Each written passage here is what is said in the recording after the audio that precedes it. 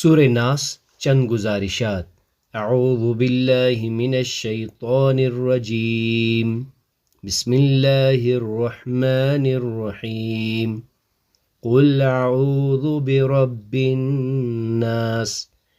کہہ دیجئے میں پناہ میں آتا ہوں تمام انسانوں کے رب کی، ملک الناس، جو تمام انسانوں کا بادشاہ ہے، الہ الناس، جو تمام انسانوں کا معبود ہے، من شر الوسواس الخناس، اس بار بار وسوسہ ڈالنے والے، پیچھے ہٹ جانے والے کے شر سے، الذی یوسوس فی صدور الناس، جو لوگوں کے سینوں میں وسوسہ اندازی کرتا ہے، من الجنۃ والناس، خواہ وہ جنوں میں سے ہو یا انسانوں میں سے۔ اللہ تعالیٰ کی توفیق سے اس سورہ کے آغاز میں ہم نے اللہ تعالیٰ کی پناہ چاہی، جس کی صفات ہم نے رب الناس، ملک الناس، الہ الناس سے جانی۔ اس کے بعد جس شر سے ہم نے اللہ کی پناہ چاہی وہ تھی وسوسہ ڈالنے والے، پیچھے ہٹ جانے والے۔ پھر مزید اس کی وضاحت ہوئی کہ جو وسوسہ ڈالتا ہے انسانوں کے سینوں میں، اور پھر وہ وسوسہ اندازی کرنے والا خواہ جنوں میں سے ہو یا انسانوں میں سے۔ اس سے پہلے ہم نے سورہ فلق میں اللہ تعالیٰ سے پناہ چاہی تھی۔ سورہ فلق میں ان مضرتوں اور شرر انگیزیوں سے پناہ طلب کرنے کا حکم دیا گیا ہے جو انسان کے ظاہری حالات اور جسمانی کیفیات کو متاثر کرتی ہیں، جبکہ سورہ ناس میں ایسے شرور سے پناہ طلب کرنے کی ہدایت کی جا رہی ہے جو انسان کے باطن پر اثر انداز ہوتے ہیں اور اس کے ایمان و اعقان پر یلغار کرتے ہیں۔ سورہ ناس کے حوالے سے ایک اہم نکتہ یہ بھی یاد رکھیے کہ سورہ ناس کا سورہ فاتحہ کے ساتھ بھی جوڑے کا تعلق ہے۔ دونوں سورتوں کا ایک ساتھ مطالعہ کرنے سے یہ مشابہت اور مناسبت صاف نظر آتی ہے۔ مثلا سورہ فاتحہ کی پہلی اور دوسری آیت میں اللہ تعالیٰ کی حمد و صفات کا بیان اور اس کے رب العالمین ہونے کا اقرار ہے،